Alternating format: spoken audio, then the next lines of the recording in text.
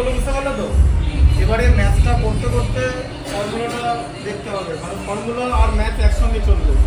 তার কারণ হচ্ছে নাহলে তুমি কানেক্ট করতে পারবে না। তুমি যদি ভাবো যে আমি ফর্মুলাগুলো এক ধাপে একদিক থেকে মুখস্থ করে নিলাম দিয়ে তারপরে ম্যাথসটা করবো, সেটা না। ফর্মুলাটা কিভাবে ম্যাথসের সঙ্গে connected, you have to understand the way it is connected with the mathematics. বুঝতে পারলে? তখন তুমি ফর্মুলাটা ঠিকঠাক করে এস্টিমেট করতে পারবে যে কোন ফর্মুলা আমরা ফলো করব। ঠিক আছে? আচ্ছা,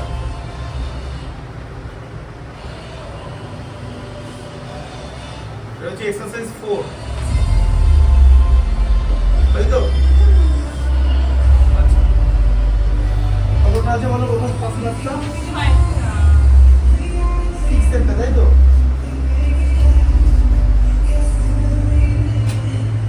এই সাউন্ড বলে করানো মুশকিল আছে, কিছু করার নেই। কি করে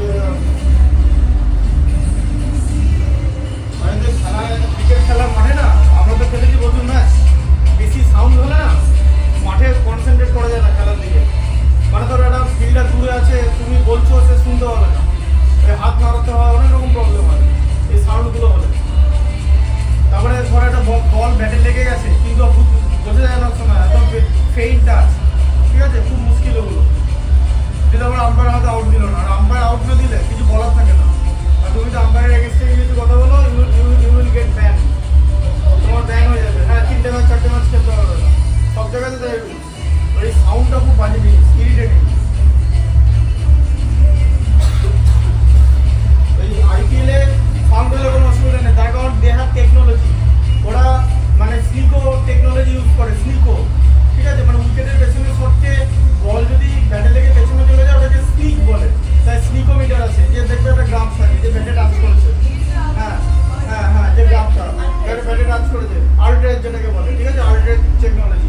এবার আল্ট্রা টেকনোলজি তো এখানে ইউজ করা যাবে না, মানে এটা ইউজ করতে পারবে না। হ্যাঁ, ঠিক আছে? যেবার প্রবলেম হয় আবার দেখো, একটি ঘনকের কর্ণের দৈর্ঘ্য বলেছে, ঘনকের কর্ণ। তাহলে কর্ণ জিনিসটা কি? কর্ণ জিনিসটা হচ্ছে এইভাবে হয়,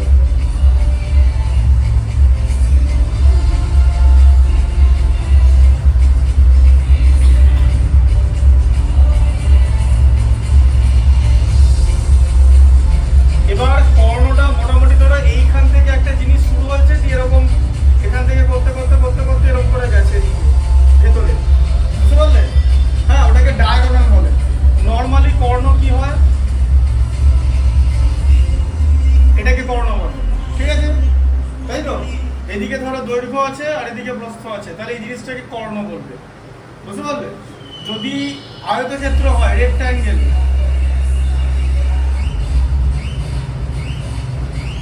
তাহলে কর্ণর ফর্মুলা কি?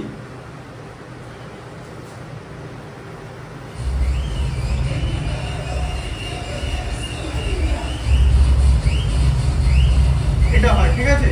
মানে রুট করে দৈর্ঘ্য স্কোয়ার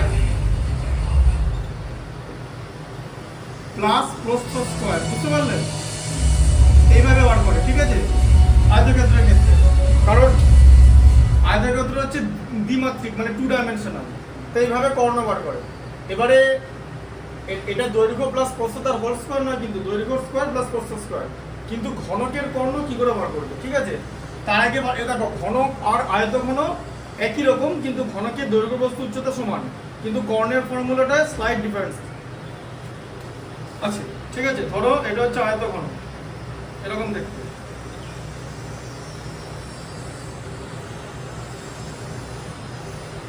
ঠিক আছে? এখান থেকে এরকম করতে করতে এদিকে যাচ্ছে, ঠিক আছে? আচ্ছা, তাহলে ওর কর্ণর ফর্মুলাটা কি হবে? আয়তঘন, এখানে লিখে নিলাম আয়তঘন কর্ণ, মানে কর্ণ ইংরেজি হচ্ছে ডায়াগোনাল। কি হবে? √L² plus B² plus H², এইটা হবে। হ্যাঁ, তার কারণ এখানে আয়তঘন হচ্ছে ত্রিমাত্রিক চিত্র, যার দৈর্ঘ্য প্রস্থ উচ্চতা 3টেই আছে, তাই রুটের মধ্যে 3টে স্কোয়ার থাকবে, ঠিক আছে? বুঝতে পারলেন? আচ্ছা, এটা হচ্ছে আয়তঘনের কর্ণ। আর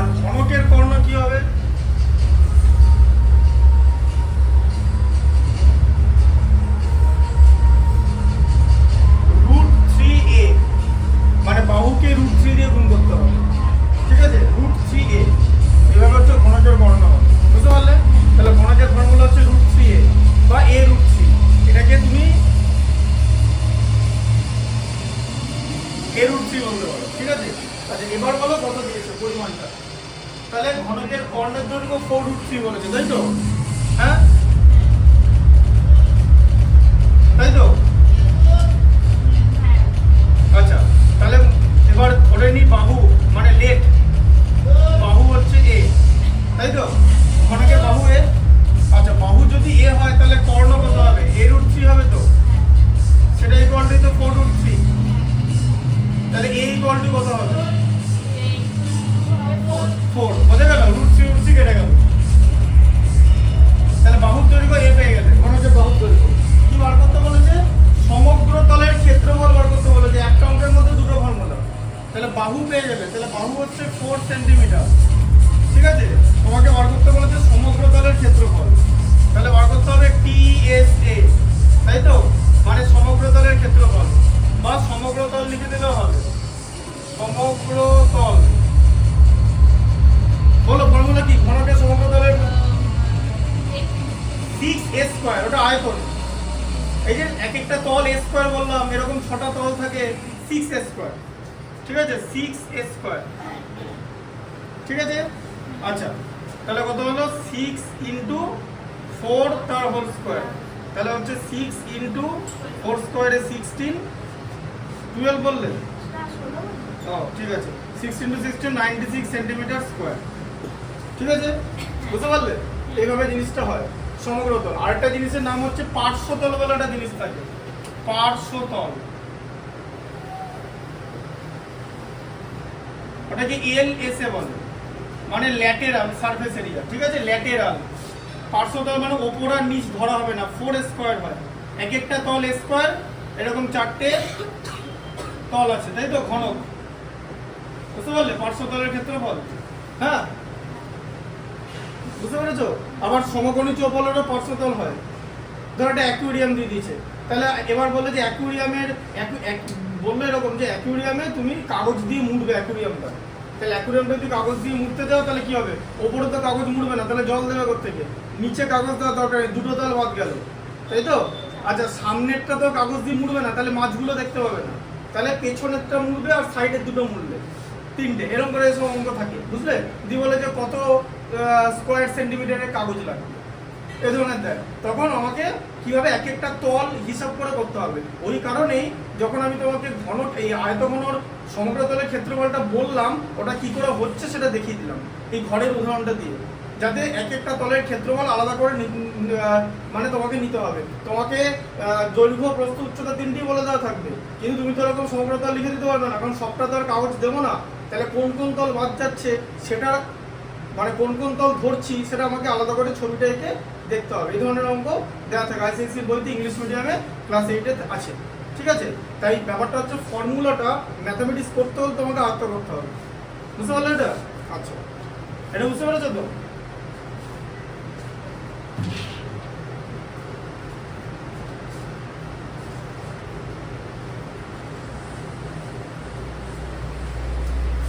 শুক্রবার এসো, আশা করি শুক্রবার শরীরটা ঠিক হয়ে যাবে, বুঝিয়ে দেবো।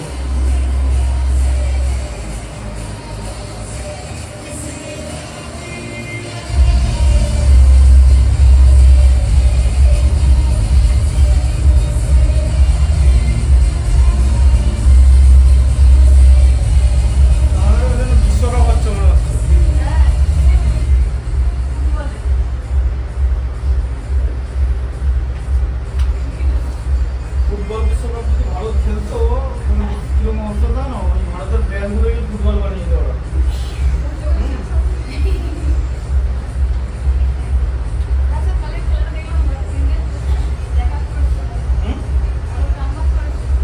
কোনটা কোনটা? ফুটবল ফুটবল দেখছো তুমি? IPL এর সময়? ও, তাহলে আর কিছু বলার নেই। IPL এর সময় আর কি ফুটবল থাকে না? এই দেশে যা জাসমিন দেশে জাদাচা, ফুটবলে কিছু নেই। IPL মানে ইন্ডিয়াতে ফুটবলে কিছু নেই। সুনীল ছেত্রী যেরকম খেলাম না, বলি ব্রাজিল গেলে না, ব্রাজিল যাও, ব্রাজিল আর্জেন্টিনা যাও, ওখানে যে যারা সেই রাস্তায় দেখবে ফুটবল খেলে, হ্যাঁ, ওটা দেখবে কিরকম করে খেলে। ছোটো ছোটো ক্যারেক্টার, গরিব দেশ কিন্তু, কিন্তু মানে ওরা খেতে হবে কিনা বিকালে জানে না। হ্যাঁ, খালি গা, ছোট্ট একটা প্যান্ট পরা, আর পায়ে একটা ফুটবল, সেটা পুরোনো ফুটবল হোক যেটা হোক, রাস্তার মধ্যে খেলা হচ্ছে। ওটা ওই ব্রাজিল, তারপরে আফ্রিকার কিছু কিছু দেশ, আর্জেন্টিনা তো ওয়ান অফ দ্য বেস্ট, ঠিক আছে। ফ্রান্সের কথা বাদ দাও, ইউরোপিয়ান কান্ট্রি তো ওরা rich, they have plenty of resources, but Brazil, Argentina, তারপরে তোমার নামিবিয়া, ঠিক আছে, তারপরে আফ্রিকার কান্ট্রিগুলো, হ্যাঁ, মানে তারপরে নাইজেরিয়া, ঠিক আছে, মানে সব গরিব দেশগুলো, ওরা মানে ফুটবলটাকে বিরাট ভালোবাসে। ওই জন্য যখন ওখানে আফ্রিকা যখন বিশ্বকাপ হয়েছিল, সাকিরা 2006 ওয়ার্ল্ড কাপটা আফ্রিকা হয়েছিল, হ্যাঁ, দিস টাইম ফর আফ্রিকা, সামিনা মিনা ওয়াকা ওয়াকা বলে একটা গান আছে। আর কে ওর নাম আরেকজনের ভালো গান গাওয়া আছে, ওই when I get older I will be stronger বলে একটা গান আছে। দুটো গান এক্সেলেন্ট গান, ওরা ফুটবল বিশ্বকাপকে নিয়ে করেছিল। ওই জন্য ব্রাজিলের এক একটা পাড়ায় পাড়ায় যে ফুটবলার আছে না, ইন্ডিয়াতে তুমি পাবেন। ব্রাজিলের সঙ্গে ইন্ডিয়ার খেলার বুঝতে পারছো। আর ব্রাজিল মানে এখন ব্রাজিল একটু ফুটবলের মান ডিগ্রেড হয়ে গেছে in the sense or competitor আছে। আগেকার 1970-এর দশকে গেলে তো পেলে এখানকার ফুটবলারদের বলবে একাই গোল করে দেবে। ও গায়ে বল লাগলে, মানে পেলের সঙ্গে যদি গায়ে টাচ হয়ে যায় কোনো ফুটবলারের, কিছু একটা ভাঙবে, হাত পা কাঁধ কিছু একটা ভেঙে যাবে, এতটাই পাওয়ারফুল মানে মানে ওর ফুটবলারদের হচ্ছে যেটা দেখা, সেটা হচ্ছে পায়ের এই ফুটবলারদের জিম বডি না, ওদের হচ্ছে কোমরের নিচ থেকে, মানে পায়ের যা ওদের গঠন ফুটবলারদের, কারণ ওটা সারাক্ষণ ছুটতে হয়। পেলেটেলের যা বডি স্ট্রাকচার, এই দেখুন রোনাল্ডোর বডি স্ট্রাকচার দেখে যেত, ওটা হচ্ছে আলটিমেট ফিজিক। রোনাল্ডোকে বলা হয় মানে সব থেকে ভালো ফিজিক ওয়ার্ল্ডের মধ্যে, মানে ডাক্তারই বলেছে, মানে মেডিকেল বেসড বডি। ওই জিমে যেগুলো দেখো স্টেরয়েড ইনজেকশন, ওগুলো বডি না, ওগুলো তো স্টেরয়েড। ওই স্টেরয়েড যারা না কিছুদিন পর প্যারালাইসিস হয়ে যায় পরে। রোনাল্ডোদের বডি হচ্ছে মানে এক্সাক্ট বডি। ওই জন্য মানে এই ফুটবলটা ওই ইন্ডিয়া ইনফ্রাস্ট্রাকচার তৈরি করতে পারেনি, পলিটিক্যাল রিজন হোক, যাই হোক, এটা ক্রিকেটটা চলে, ক্রিকেট ভালো খেলে। না আমার মধ্যে ক্রিকেট কি ইজি খেলা সেটা কোনোদিনই বলবো না, সেকেন্ডের ডিফারেন্স। হ্যাঁ হ্যাঁ হ্যাঁ, ব্যাটে ঠেকানো মারাত্মক ব্যাপার। এবার যদি মেসি যেমনি গোল করে দেবে, মানে মেসি যেমনি এখান থেকে সব বলই গোল করে দেবে, তবে আর্জেন্টিনা ইন্ডিয়াকে 20টা গোলও দিতে পারে, 90 মিনিটে 30টা গোলও দিতে পারে। মানে একবার করে খেলা হচ্ছে, রেফারি বাসিয়ে দিচ্ছে, 2 মিনিটের মাথায় একটা করে গোল, না আর কিচ্ছু না, ঠিক আছে। এমনি হ্যাঁ বললাম তো ফুটবল ডিফিকাল্ট গেম, কিন্তু ক্রিকেটকে ছোট করে লাভ নাই, ক্রিকেটও as it is difficult game. কারণ ক্রিকেট সবাই খেলতে পারে না, ফুটবল পায়ে হাত দিয়ে খেললো অনেক দেশ, পুরো অনেক কটা দেশ খেলে, অনেকটা ছড়িয়েছে। ক্রিকেট কিন্তু খেলার জন্য ঝামেলা আছে। এবার একটা কথা বলতে, ধরো রোনাল্ডো ব্যাট করছে প্যাক ট্যাক করে, তখন মিচেল স্টার্ক বল করে, তো বলটাই তো দেখতে হবে না, ও বলটা দেখতে হবে না, বলটা মানে চোখ থাকলেই হবে না, বলটা দেখার জন্য একটা আইসেট দরকার। হ্যাঁ তাহলে ক্রিকেটের ওই তো বললাম তো, সব খেলারই ডিফিকাল্টিস আছে, লেভেল অফ ডিফিকাল্ট। আবার এই আবার দুটো লোক ধরে বসে দাবা খেলছে, মানে কি ট্রিমেন্ডাস লেভেলের ইন্টেলিজেন্স ওখানে পুট হচ্ছে, তার কোনো ধারণা নেই। তো দুটো জিএম খেলছে 29 রেটিং এ, সাপোজ ম্যাগনাস কার্লসেন আর বিশ্বনাথন আনন্দ, তাহলে ওটা কিন্তু দাবা খেলা, একটা ঘরের মধ্যে খেলা হচ্ছে, কিন্তু সামনে একটু ঘুরিও আছে বিশ্বনাথন আনন্দের, একটু সাইডে পাকা চুলও আছে, কিন্তু আনলিমিটেড ইন্টেলিজেন্স। ম্যাগনাস কার্লসেন হচ্ছে চেহারাটাও রোনাল্ডোর মতো না, এমনি নর্মাল লোকেদের মতো চেহারা, ঠিক আছে, কিন্তু দে হ্যাভ আনলিমিটেড ইন্টেলিজেন্স। তার জন্য প্রত্যেকটা গেমের আলাদা আলাদা ডাইমেনশন আছে, কোনো গেম ইজি না। এমনকি ভিডিও গেম খেলা ইজি না, হাই লেভেলের গেমগুলোতে তুমি খেলতেই পারবে না। হাই লেভেলের যে শুটিং গেমগুলো আছে না, তোমার খেলার আগে তোমাকে মেরে দেবে। আবার এক একটা প্লেয়ার দেখবে যাতে 10 বছর বয়স, 5-এ পড়ে, ও এমন খেলছে মানে গেমার পুরো, মানে কন্ট্রোল শুধুমাত্র হাতে, সব কিছু ডিফিকাল্টিস আছে হাই লেভেলে ইন্টারন্যাশনাল লেভেলে না কোনো কিছু ইজি না। যে কোনো জিনিস, যে কোনো সাবজেক্ট, যে কোনো ক্ষেত্রে সব কোনো কিছু ইজি না। তাই জন্য এইটা সোজা, মানে এরকম বলে যে কোনটা সোজা হবে, সোজা বলে কিছু হয় না। তারপর সাপোজ একটা কথা, ধরো ক্লাস 10 লেভেলে যে অলিম্পিয়াড হয়, ইন্টারন্যাশনাল ম্যাথামেটিক্স হয়, তোমার কি মনে হয় বই থেকে অঙ্ক দেয় না তো? তাহলে এবার ওই বইয়ের অঙ্ক যদি তোমার কাছে ডিফিকাল্ট হয়, তাহলে ওইগুলো কি করবে? ওগুলো মানে মারাত্মক অঙ্ক।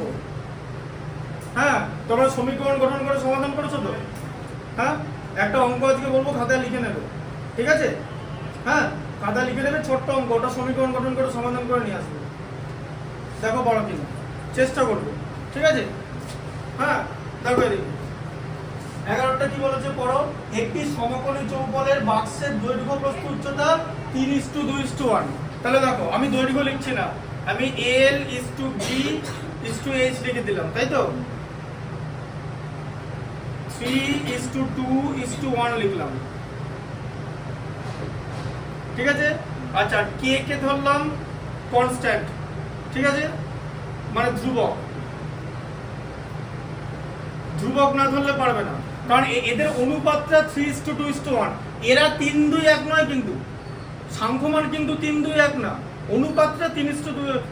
এবার অনুপাত এরকম হতে পারে, মানে মানে ধরো তিনটে মান বেরোবে, তাদের মধ্যে অনুপাত করলে 3:2:1 বেরোবে। দৈর্ঘ্য 3 নয়, কিন্তু অনুপাতে 3, তো আমাদের একটা আনুপাতিক ধ্রুবক ধরতে হবে, ঠিক আছে। এটা ধরলে আমরা লিখতে পারবো L = 3K, মানে দৈর্ঘ্য, ব্রিথ মানে প্রস্থ 2K, আর হাইট মানে উচ্চতা কত K, 1K আছে বলে, তাই তো। তাই দৈর্ঘ্য প্রস্থ উচ্চতা পেয়ে গেলাম। আর কি বলেছে, সমকোণী চৌকোণ আকারের বাক্সের দৈর্ঘ্য প্রস্থ উচ্চতা 3:2:1 এবং আয়তন বলেছে 384 ঘন সেন্টিমিটার। তার মানে আয়তন মানে ভলিউম কত দেওয়া আছে, 384 ঘন সেন্টিমিটার, তাই তো। আচ্ছা আয়তনের ফর্মুলা কি বলেছিলাম, যে দৈর্ঘ্য ইনটু প্রস্থ ইনটু উচ্চতা হচ্ছে আয়তন, তাই তো। ভি মানে আয়তন, ভি স্ট্যান্ডস ফর ভলিউম। আগের দিন তোমাকে ফিজিক্সের অঙ্ক যখন বোঝাচ্ছিলাম তখন বলেছি, মনে আছে তো? হ্যাঁ, অঙ্কটা বুঝতে পেরেছিল তো? ফিজিক্সের অঙ্ক যে স্টুডেন্টদের মধ্যে জ্বর আছে, মানে সব ঠিক আছে, ফিজিক্সের অঙ্ক যে করানো হবে প্রবলেম শুরু হয়ে যাবে। ফিজিক্সের অঙ্ক অসুবিধা হয় তো নাকি? না হয় না। অসুবিধাটা কেন হয় জানো? অসুবিধা তোমার মাথার ভেতরে আছে, তুমি আগে ধরে নিচ্ছ তুমি ওটা পারবে না ফিজিক্সের অঙ্ক বলে। এই যে ফিজিক্সের অঙ্ক বললে ব্যাস এতেই সমস্যা হয়ে গেল। আগের দিন টোটালটা ডিটেলসে বোঝালাম তো, যে মাত্রা কি করে হবে, তারপরে সবচেয়ে বড় কথা এটাও তোমাকে শিখিয়েছি যে অঙ্কের যে উত্তরটা আসবে সেটা কতটা হতে পারে, বেশি না কম, তা তুমি চেক করতে হবে, কারণ তোমার পাশে উত্তর দেওয়া থাকবে না। তো সেটাও কিন্তু দেখিয়েছি যে তোমার আয়তন বাড়ানো আছে, তার মানে চাপ কমবেই। চাপ না কমলে তো আয়তন বাড়বে না, তুমি ছেড়ে দিতে হবে তো জিনিসটাকে, তবে তো আকারে বাড়বে। তুমি যেরকম টেনে ধরে রাখো তাহলে তো আয়তন কমে যাবে, ঠিক আছে। চার্লসের সূত্রটা মনে রাখতে হবে, 0 ডিগ্রি সেন্টিগ্রেড প্রতি 1 ডিগ্রি সেন্টিগ্রেড উষ্ণতা বৃদ্ধিতে যা আয়তন হয়, 0 ডিগ্রি সেন্টিগ্রেড উষ্ণতা যা আয়তন হয় তার 1/273 অংশ বাড়ে বা কমে। -1 হলে কমে যাবে, +1 হলে বেড়ে যাবে, 1/273। ওটা কিন্তু অনেকটা খেয়াল করে দেখবে, ওই সমহার বৃদ্ধির অঙ্কটার মতো, ফর্মুলার মতো খেয়াল করে দেখবে, দুটো ফর্মুলা মিলিয়ে দেখবে। এবার যদি তারপরে যে 1 মোল, হ্যাঁ মোলার আয়তন, ওটা কেমিস্ট্রির অঙ্ক, ঠিক আছে, রাসায়নিক গণনা যেটা, ওটা কেমিস্ট্রি চ্যাপ্টারের অঙ্ক। এবার এই যে বলছো না কেমিস্ট্রির অঙ্ক, ফিজিক্সের অঙ্ক, দেখো তুমি একটা জিনিস দেখো, ফিজিক্সের যে ফর্মুলা অ্যাপ্লাই করেছি তো আমরা প্রথমে, তারপর বলো তো অঙ্কটার মধ্যে কি আছে, তারপর তো 7 লেভেলের অঙ্ক, সমানুপাতের অঙ্ক। ওটা কি 10 লেভেলের অঙ্ক, কিন্তু কনসেপ্টটা 10 লেভেলের আছে। তারপরে তো অঙ্কটা কিছু নাই, ক্যালকুলেশন পার্ট কি খুব ডিফিকাল্ট। তোমাকে দেখবে রাসায়নিক গণনা যখন করাবো না ভালো করে, এই পরীক্ষাটা হয়ে গেলে তখন দেখবে যে একদম টোটালটা ডিটেলসে বলে দেবো, যে মানে অঙ্কগুলো যখন করানো হবে না, কিসের অঙ্ক আছে না, মানে ক্যালকুলেশনটা ওই ঐকিক নিয়ম করেছে তো, যে 4টে কলার দাম 20 টাকা হলে 8টা কলার দাম কত, সেরকম মোটামুটি অঙ্ক আছে। হ্যাঁ, এবার অঙ্কটা এরকম করে থাকবে না, তাহলে তো এরকম অঙ্কটা থাকবে না কেমিস্ট্রিতে 4টা কলার দাম 8টা কলে 20টা কলার দাম কত। অঙ্কটা হচ্ছে ক্যালসিয়াম কার্বনেটকে উত্তপ্ত করা হলো, 250 গ্রাম ক্যালসিয়াম কার্বনেটকে উত্তপ্ত করলে কতটা পরিমাণ গ্যাস নষ্ট হবে, বা কতটা পরিমাণ ভর, মানে কতটা পরিমাণ ওজন নষ্ট হবে, বা যেটা বলা হচ্ছে মানে রাসায়নিক ভর নষ্ট হবে, এটা হচ্ছে প্রশ্ন। এবার নষ্ট হবে মানে কি, মানে কি জিনিস, গ্যাস তৈরি হবে, উবে যাবে। ক্যালসিয়াম কার্বনেটে হিট করলে কি হয়, ক্যালসিয়াম অক্সাইড আর কার্বন ডাইঅক্সাইড, CaO + CO2 দিয়ে মলিকিউলার ওয়েট নিতে হবে। এটাতে এটা হয়, এটাতে এটা হয়, তাহলে এটাতে কত হলে এটাতে কত হবে, এই তো অঙ্কটা লাস্টে আছে। এবার প্রথমটা তো আমাকে মনে রাখতেই হবে, যে তাহলে কেমিস্ট্রিটা কি হবে। তুমি যদি শুধু ওইটুকুনি পার্ট করো আর যদি এক্সপেক্ট করো আমার সামনেটা দেওয়া থাকবে, তাহলে আর অঙ্কটার মধ্যে কেমিস্ট্রি এলো কোথায়। মানে কি, কেমিস্ট্রির পার্টটা তোমাকে মনে রাখতে হবে, after that calculation will be easier. So মানে জাস্ট তুমি যদি ওটা বুঝে নিতে পারো তাহলে কিন্তু ক্যালকুলেশন পার্টটা ইজি আছে। তো ফিজিক্সের অঙ্ক, কেমিস্ট্রির অঙ্ক এইভাবে ডিফারেন্সিয়েট করলে অসুবিধা হয়ে যাবে, যেটা অসুবিধা হয়ে যাবে। দেখো এটা দেখো, 3K তাই তো, ইন্টু 2K ইন্টু K তো, হ্যাঁ ইকুয়াল টু কত, 384। 3 ইন্টু 2 কত হয় 6, তাহলে 6K কত হবে, 3টে K আছে, কিউব ইকুয়াল টু 384, তাই তো। আচ্ছা তাহলে K কিউবের ভ্যালু কত হবে, 384/6, তাই তো। 6 6 36, 2 24-এর মধ্যে 6 4-এ 64, তাই তো? তাহলে কে কত হবে? এই 4 কি করে বেরোবে জানো তো? 64 টু দি পাওয়ার 1/3 হয়ে যায়, 3টা 1/3 হয়ে যাবে, শিখিয়েছি মনে আছে? হ্যাঁ, পাওয়ারের রেসিপ্রোকাল হয়ে যায়, তাই তো? ধরো এরকম আছে a to the power b equal to c, তাহলে a ইকুয়াল টু কত হবে? c to the power 1/b হয়ে যাবে, বুঝলে? হ্যাঁ, সবচেয়ে কথা এটা ক্লাস 9 এর জিনিস, সূচক চ্যাপ্টারটা ক্লাস 9 এ শিখেছো, কিন্তু বিষয়টা হচ্ছে ক্লাস 9টা যেদিন পরীক্ষা দিয়ে এলে ভেবে নিলে যে এই পুরোটা ডিলিট করে দেবো, 9 এর পুরো যা সিস্টেম ছিল, ঠিক আছে? তাই স্টুডেন্টরা করে। তাহলে এটা কত হবে? হ্যাঁ, এটা প্রতি 3টে দেখো এরকম 4 ইন্টু 4 ইন্টু 4 ভাঙবো সেম জিনিসে, দিয়ে হোল টু দি পাওয়ার 1/3 আছে তো, 3টে থাকলে আমরা একটা নিয়ে নেবো, ব্যাস। এই যে এরকম করে করে, বুঝতে পারলে? আচ্ছা, তাহলে কে এর মান 4 বেরোলো। এবার তোমার কি বার করতে বলেছে? যে হ্যাঁ, সমগ্র তলের ক্ষেত্রফল বার করতে বলেছে। তাহলে সমগ্র তলের ক্ষেত্রফল বার করতে বলেছে তো, তার আগে দৈর্ঘ্য প্রস্থ উচ্চতা বার করতে হবে, ঠিক আছে? আচ্ছা, তাহলে দৈর্ঘ্য কত বলো? এই দেখো দৈর্ঘ্য কত আছে? 3k, তার মানে কত? 3 ইন্টু কত হবে? 4, তাহলে কত হবে? 12 সেন্টিমিটার। আচ্ছা, বি মানে প্রস্থ 2k, তাহলে 2 ইন্টু 4 মানে হচ্ছে এখানে 8 সেন্টিমিটার, ঠিক আছে? এল না লিখে বি লিখলাম, এই শরীর খারাপ আছে একটু, এদিক ওদিক লেখা হয়ে যাচ্ছে, ভারসাম্য নষ্ট হচ্ছে। এল বি এইচ কে, কে এর ভ্যালু কত? 4, তাহলে 4 সেন্টিমিটার। তাহলে তোমাকে বার করতে বলেছে সমগ্র তলের ক্ষেত্রফল, তাই তো? তাহলে টিএসএ সমগ্র তলের ক্ষেত্রফল কি করে বার করবে বলো? ফর্মুলা কি? ফর্মুলা ছিল হচ্ছে 2 ইন্টু এই যে এল ইন্টু বি ছিল, প্লাস এল ইন্টু এইচ ছিল, তাই তো? প্লাস বি ইন্টু এইচ ছিল তো লাস্টে। ওই যে সমগ্র তল মানে ধরো এরকম একটা ঘর, বাক্স আর ঘর একই জিনিস, ঠিক আছে? এরকম করে থাকবে। হ্যাঁ, দেখো এই ফর্মুলা দিয়ে এরকম অনেক অঙ্ক করা যায়। বাট এটা এরকম বলবে যে মানে একটা এরকম মিষ্টির প্যাকেট দিয়ে দেবে, দিয়ে মিষ্টির প্যাকেটটা এরকম বলে যে কাটা হলো, দিয়ে তুলে দেওয়া হলো, তাহলে ওটার আয়তন বা ক্ষেত্রফল কত হবে? যখন মিষ্টির প্যাকেটটা বড় থাকে, এটাকে যখন ছোট করা হয় তখন আয়তনটা ছোট হয়ে যায়। যদি স্কোয়ারের মধ্যে কতটা বায়ু ধরবে মানে আয়তন। এরকম অনেক রকমের অঙ্ক তৈরি করে যায় ফর্মুলা থেকে, সঙ্গে তো সেগুলো বুঝে বুঝে করতে হবে। দেখো তাহলে কত হবে? 2 ইন্টু এল কত? এল হচ্ছে তোমার 12, তাই তো? প্রস্থ কত? 8, 12 ইন্টু 8 হলো, প্লাস, তাই তো? আবার এল হচ্ছে 12, হাইট কত? হাইট হচ্ছে 4, 12 ইন্টু 4, দেখো 12 8 4, দেখবে দেখো 12:8:4, তো 4 দিয়ে ভাগ করে দেওয়া যেতে পারে, 3:2 বেরোলো।